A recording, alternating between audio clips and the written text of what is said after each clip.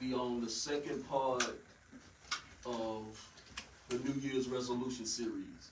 You know, every January, the first of the new year, once the ball dropped, you know, halfway drunk, drinking good, and that thing, you know, I'm gonna lose 1,000 pounds this year. So I decided we need to do a series. Last week we did women's health, and tonight we're gonna get into men's health. I got some men that I think I got the right men for this conversation because two of them I'm pretty familiar with their journeys because I grew up with two of them. So I done kind of watched them and they stages of going through health. And one of them, y'all will probably see him in a different light because up until I don't even know how we had a conversation about boxing, and he talking about I thought he was the MC's MC out of the classic city. If you don't been downtown, he got a plaque on the ground. Y'all know we don't do no introduction. I don't do no bio.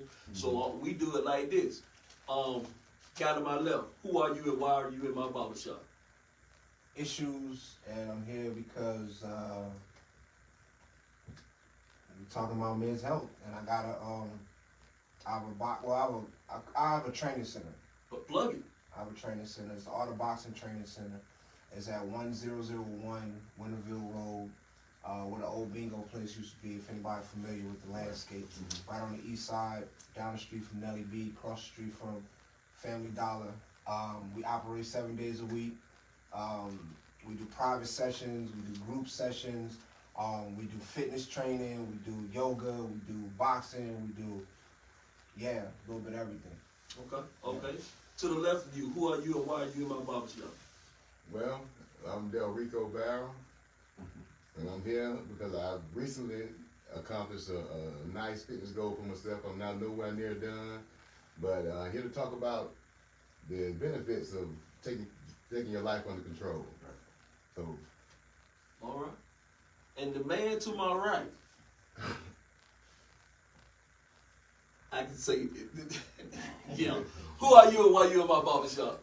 I'm Christopher Robinson, owner of Elite Body's Personal Training. Grew up with Rick. Was a former fat boy and decided to get active. So he asked me to be here, so I'm here. There you go. And the funny thing about this, like I said, me and Chris, me and Rico, all kind of grew up together. Yeah. And like I say, going to Camelot, running to Rico, he little chubby guy. Ain't never stopped it. Whatever we were doing, he was doing. Chris, chubby guy. I never forget. I came home from leave. Chris came through. Who is it? Who is him? My boy came all nice and swole and cut up. I said, who this fine white young man is here? Yeah. And then a few months ago, last year, looking, always knew Rico. Started posting, doing video. I said, oh my God. Well, why? What caused y'all, and we're going to go to you first, Chris, because you've been on this journey about the longest, out of all of us, over 20 years. It's been about 20 years. So what started you on your journey to get your health, to take control of your health? A co-worker, actually, Adam Davis. We used to work at it's Athens, it's Piedmont region, but Athens region at the time. And I would work third shift, and he had a membership at the Rock, and he needed somebody to go lift with him. And so he would egg me like every night we worked, like, hey, come lift with me, I'm like, are you crazy? We just been working 8-10 hours. the last thing I want to do is go lift weights. Yes.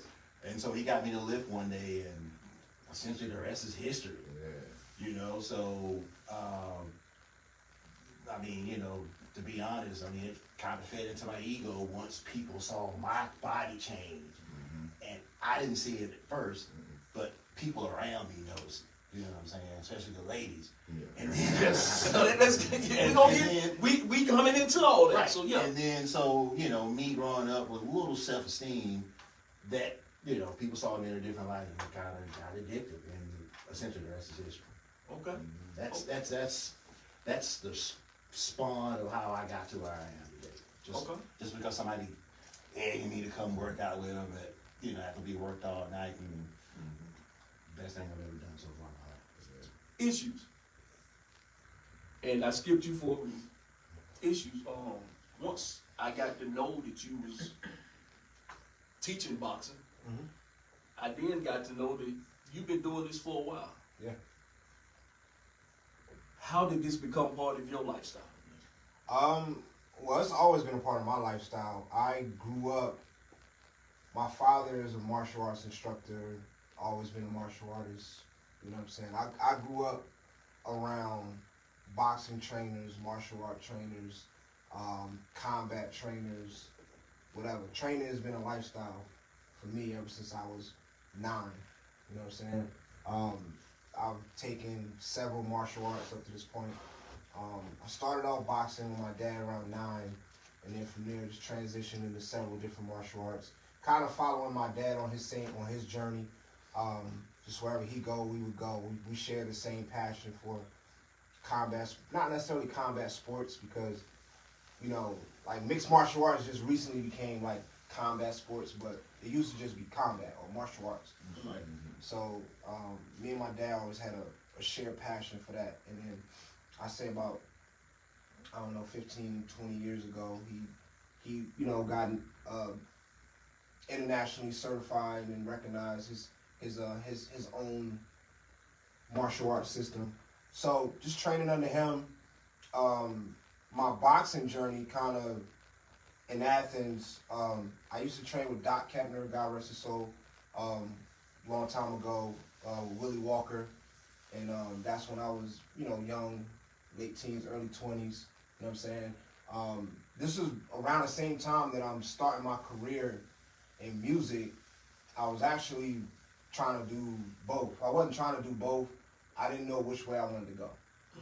Because at the time I was training with Reginald Terrell, some may know him, Bunny Rabbit, Tuffy, or either one. Used to train Jackie Everhart.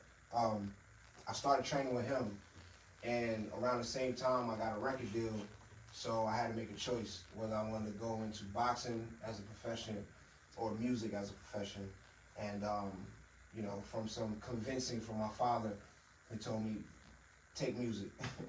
It's like, you know, basically he told me like, yo, you got a lot upstairs, you know what I'm saying? Yeah. So like, and you got options and things you can do. Like, you don't want to spend your career getting hit upside the head. So, so he was like, because I was training for the Golden Gloves, and we just had a long conversation. He was like, are you thinking about you choosing boxing as a professional? I was like, yeah. I thought I was good at it, you know what I'm saying? And like a lot of the heavyweights in my division, like around the area, I sparred with some of them, so I felt like I had several advantages and stuff like that. So, and he was like, you know, I told him I was back and forth, because at the same time I just got signed with Attica Sound. So he was like, nah, you should do other things. You can always come back and coach. You can always train people. You can always do other things or whatever. So that's how it came to me. And then I started 5 years ago. I started working at X3 Sports as their boxing trainer. I built the boxing program out there, and then through a series of things or whatever, they wound up changing over to Kepner Boxing, which forced me to have to open my own place, because I had a whole bunch of dedicated students that I had already started on the journey of becoming, amateurs and professionals and all that. And here we are. Okay. Now, Rico. Yeah. Your journey is a lot like the journey I'm on. Trying to get there. I promise y'all. And to me, I started before the New Year's because this is something that I have to do. When did your journey start? Well, for me, it was June 2022, 30th year class reunion. Okay. With the loco, man, we balled out, you know. Posted pictures on Facebook, and when the pictures hit Facebook, I saw them, and I was just like, yuck.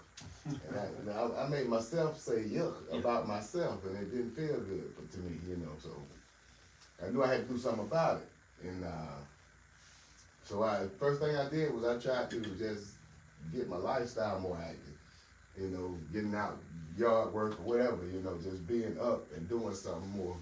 Because at the time I was 348 pounds, you know, it's huge. Oh, wow. So didn't know it. I saw the pictures. I'm like, no, I can't. I'm not that big, you know. And nobody told me I was that big. Never felt that big, but the pictures didn't lie. You know what I'm saying? Absolutely. And it get me every day. every damn day. Yeah, it man. get me. It's serious business, man. And then I once I got a little more active, I wanted to join the gym, but didn't have any structure really. So I joined a Zumba class with some coworkers. Started doing that every Tuesday and Thursday, and that got me a little something, routine to be able to start doing something. So eventually I started to, you know, after a few months, I started to see some differences in my body, you know. Definitely differences in the discipline though, part of in the arena, you know, where you sticking to these goals, packing a bag, you know, taking it to work, changing clothes, going to a, you know, just getting those type of things in order. Absolutely. Changed everything, you know. And eventually got this membership, and with the membership at Athens Health Fitness, big shout out to them, I got to get a trainer. Well, you didn't have to get a trainer, but you could pay a membership fee, a one-time payment, or you can get a trainer for the same price for 3 sessions. So I got the trainer, and luckily I got this young lady named Dee, a young black lady, and she had some mottos that kind of stuck with me.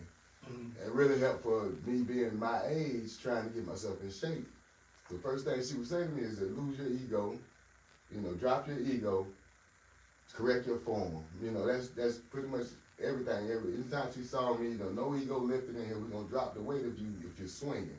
Yes. So I kept those things, those gyms she told me, and it really helps me to be able to work out 4 times a week and not be so sore that I do a manual physical labor job and not be too sore to go perform at my job, you know. So really, I think, and that's one of my goals now, is to be able to help men that are my age and don't know where to start, and give them the tips that they need so they can be able to get a good workout, not hurt themselves, not burn themselves out, or, you know, because I know a lot of guys that go and they go too hard and they, you know, 2 weeks, show, I got to eat, and next thing you know, it's a month later they're done, you know what I'm saying? So, but for me, it started with a picture, seeing myself and not wanting to be that way. Never knew all the benefits that were going to come from working out and changing my life, you know, other than the way it looks. Now, that's really the lower level of it for me, what it makes you look like. It's the other things that come with it. I'm sure Chris is one of the people that I admire Chris from years ago. One of the first people I ever seen talking about fitness. Chris, Kevin Bailey, Cuddy Powell. And I'm like, you know, they've been doing it for years. And walking around myself, I never felt bad about myself. All I had was high in spirits, you know, and didn't realize how much I was dying every day, you know. Right. So I think it's important that people really take it serious, you know, because it's serious business. Absolutely. Absolutely. Diet. Diet. Especially at our age. Metabolism is slow, hell, non-existent. The reverse, yeah. What did y'all have to do? What are y'all doing with your diet? Well, I mean, diet that's like the most important thing. Make sure you're drinking lots of water, and you know what I'm saying. Make sure you're treating the vital organs right. You know what I'm saying, your kidneys and the liver, and you know what I'm saying, all that other stuff. So those are the things that once you start getting over 40, they just show up. Those problems show up. But the main thing that I learned, my father is 68 years old, and on a good day when he ain't tired, he probably out train everybody in his room. Yeah. You know what I'm saying? And his mentality has always been, I never stop. He's like, you start getting older once you stop. You slow down. You know what I'm saying? So you talking about this man's been dedicated. He just came to my gym the other day. He was like, man, I ain't worked out. And he always has a caveat. He's like, I ain't worked out in about 2 months outside of my gym at home. Outside of my gym at home, I haven't really gone to the gym in like 2 months. So even though I'm like, man, that's crazy for you, Pop. So like, that's crazy that he hasn't gone to an outside gym in 2 months. But yet he still makes sure he gets some sort of workout at his gym at home. He's got a gym at home in the garage. Yeah. So, and that's always been something that I've always like modeled myself after him as far as that's concerned. I'm always training. I'm always doing something. Even when I was out of shape, I'm always training. I'm always doing something. I'm always staying active. My thing is always to stay in fighting shape. You know what I'm saying? Like I've done, you know, the weight thing and lifting a lot of weights and stuff like that just to see if I can do it, heavy lifting and all that. But for me, it's always been about staying in fighting shape. You know what I'm saying? I'm me personally, I'm more impressed with myself if I could spar 4 rounds and not be winded at the end of it. Yeah. Then if I can get underneath the bench and hit 400 and 350. You know what I'm saying? So, but, you know, diet, of course, is 100% on top of everything. You know what I'm saying? You got to mind what you eat. You got to mind what you put in your body. But at the same time, you can't stop. Like, you got to stay active. Or even if you're just walking every day or you just doing something physical every day. At our age, we can't stop. We got to stay active. You know what I'm saying? That's pretty much. And for me, on the diet, when the picture, after I saw the pictures, you know, it was pretty much, I was going to make a drastic change. So, 10 years prior to the pictures, I had stopped eating meat for a while. I wasn't, you know, vegetarian. Not vegan, but vegetarian, you know. And so, when I saw the pictures, first thing I did, I was like, okay, the potato chips, the sodas, they're gone. And I hadn't had another one since. And eventually I got to the bread, you know, getting rid of the bread. And eventually, 2 meals a day, no meat, you know. And after a while, just, you know, going hard and starting to see results. And then eventually, where I'm at now is intermittent fasting. Yeah. So I don't eat until 12 noon, you know, and I don't eat much meat at all, you know. Weekends I might get meals. So you went back to meat, just kind of like very, very limited. Because I've always grown up with just everything in moderation. Yeah. You know what I'm saying? Like we never really ate meat every day. Yeah. Like that. You know what I mean? And that's where I'm at now. Yeah. It might be on the weekend, go hang out, I might grab a piece of chicken or something. But for the most part, when the height of me trying to really drop it off, though, I was going raw. You know, if it wasn't raw, I wasn't eating it. Tough diet, but man, you when you start, what I did, I started to monitor my sleep and monitor my bowel movements based on what I was eating. And I was sleeping a lot better raw. You know, raw foods, so I could pick it and eat it. That's what I was eating, you know. Sleep was amazing. Bowel movements, you don't need paper. You know what I'm saying? It's just, you're done. When you go, you're done. There's no feel like I still gotta go. Yeah. So definitely cutting out some of those additives and, you know, definitely the processed foods, you gotta leave them alone. Don't even go to a fast food restaurant. Right. Make it at home. You know. Right. And Cook your own food. I've known processed foods not only in restaurants, in the stores. Stores too. Like they say, I heard this if it's a box or a can. Right. You leave it in there, man. But I will say, shopping produce only is way more expensive. Yeah. Nothing's ever buy one get one free. Yeah. You know, on the vegetable food section. Yeah. So. Hey, DelRico, in your journey, can you explain to the audience that I think a lot of people think that you have to eat meat to get your protein? No. You get much protein from plants. Definitely nuts, seeds. Right. And some of the best seeds are the pumpkin seeds. And some of the best seeds for a lot of different things other than just, you know, the protein. Many benefits of pumpkin seeds. Right. Sunflower seed, chia seeds. Because you got to get the digestion, it has to be on point. You got to be stooling, man. You got to be getting it out of you. You got to be doing it, you know, and that's the only way to remove some toxins. We take in a lot of toxins, you know, things we eat, even the clothes we wear. This stuff, we take in toxins to our body. Right. So if you're not going to go, well, you really need to be sweating. You need to be getting some sweat. And you need to be stooling, and you got to get that out, man. Yes, sir. So Yes, you sir. need to be regular. You Yes, know? sir. Chia seeds, things like that help you to stay regular, man. You know. Okay. Chris. Fiber is a big part of it. Yeah. Yes.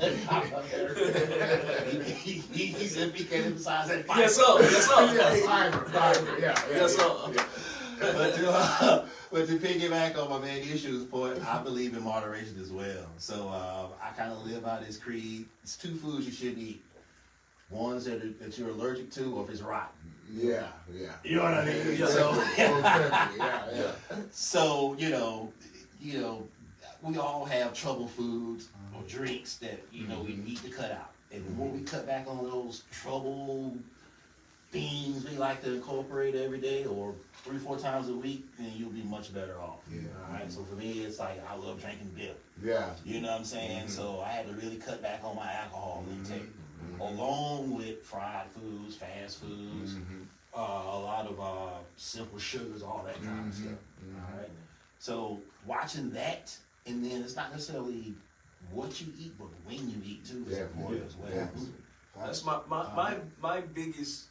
my biggest issue is snacking, chips. I'm a chip crackhead. Yeah, that's how I was. But I absolutely love a good chip and late at night.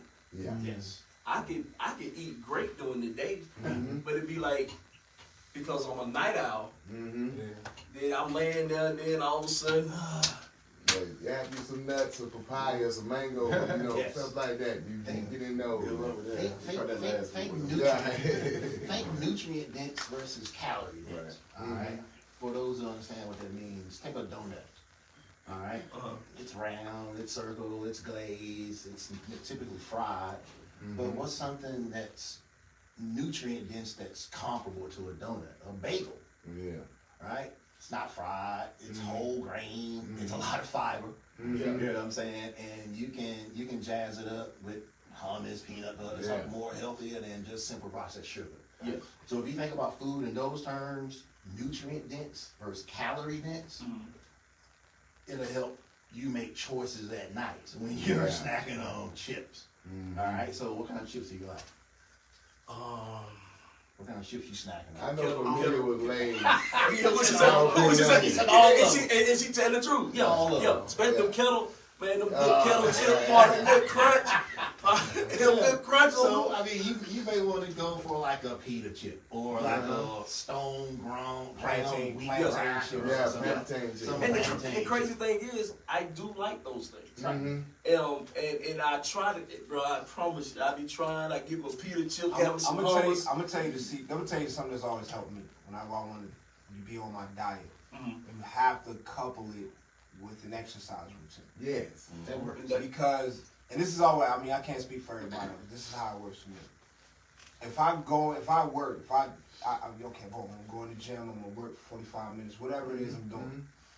Now, when I go to grab that bag of chips, I'm like, man, I just did a whole bunch of work Amen. to get rid of it. I can't do it. Yeah. Like you literally start holding yourself accountable. Like, man, I just went in here and sweated for 45 minutes, and I'm about to undo it all with this bag of chips. It is. For Like, me, nah, I I'm hit good. I hit the bike at the gym. It's got a seat like this, so I can ride it. And I put the pressure up and I crank it out. And in like 25 minutes, I can get almost 200 calories. Yeah, right. So burn. So I know, like I like a weakness for peanut M&Ms. Yeah. So I know that's Look at 240. That's my whole bite, man. Sometimes I'm not going, and I can't do that. That's my whole bite. Right. Yeah. Like, nah. On these M&Ms. It ain't worth it, man. Not worth it. You know. So let me ask you this. So and y'all did mention it, and just if anybody need to know, the score Penn State is 3-0 in the second quarter. If anybody need to know what's going on with that, I was trying to put it up over here with that trending over here. So I was trying to put it up, but what are some snacks, some healthy snacks, that we, and since it's old men in the room, I want to talk to us old men, us the guys over, because you 51. Yeah, okay, so yeah, okay, so I would say almonds. Definitely. Almonds, yeah. If you like to snack on chips, like almonds are super healthy. yeah, And it gives you that crunch you may be looking for, and a little salt, right? And I mean, you get a good amount of protein for a handful of almonds, and it's a good healthy fat as well. Yeah. okay, All right, so monosaturated, and those are the good fats. The unsaturated is one you want to stay away from. And those chips, they're too heavily processed and too much salt, and who knows what they put in a Cool Ranch Dorito. Yeah. I mean, you don't like Cool Ranch. Yeah. I like the spicy. So- I like the spicy Doritos. Yeah. But so Nah. anything like some almonds, peanuts. Like my man said, some seeds, Yeah, pumpkin seeds. Yeah, pumpkin seeds. Trail mix. Anything. Pecans, I eat them. For me, I take a yogurt, the Oikos yogurt, Yes. and take Greek yogurt and take me some granola and put it in there, mix it up. Nice, good snack. You know? Right. Absolutely. Peanut chips. Anything like that. Peanut Peanut chips chips, is a good alternative.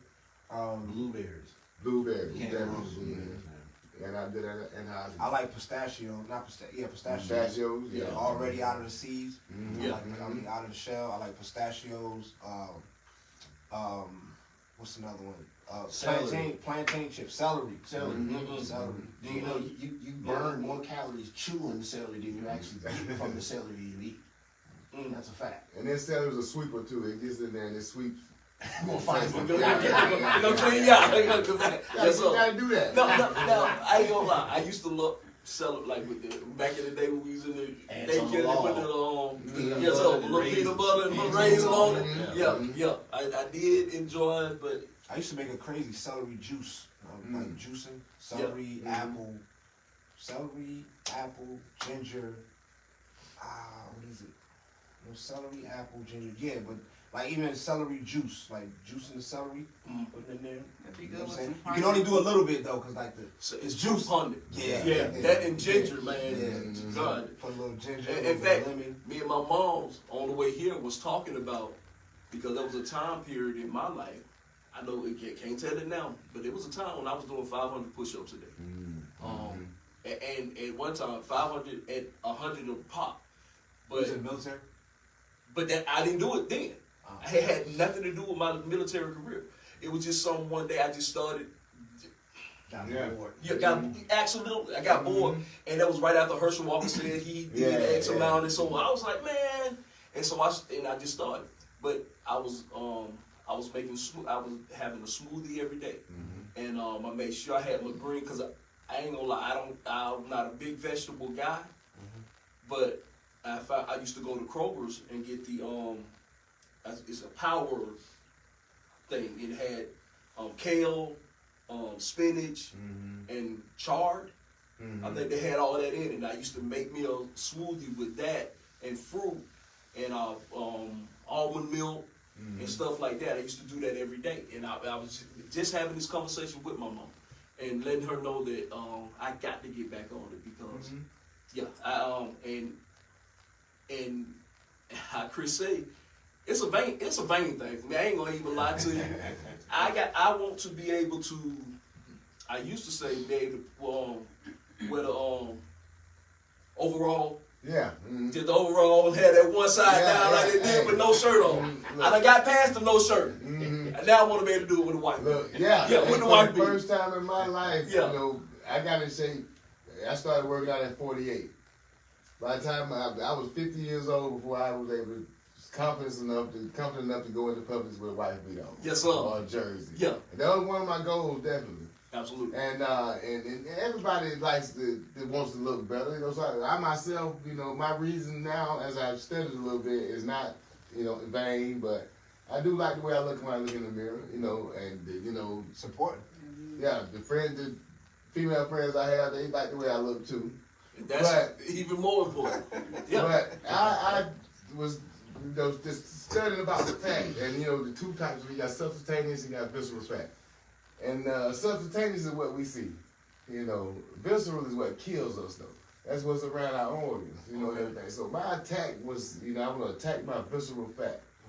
And when I started focusing like that, I didn't care what I looked like. I was gonna make sure that I was getting this fat away from my heart, away from my lungs, away from my pancreas, away from my, all my organs, so I could function at my highest level. And now that's the tree work. To me, the way I look is fruit.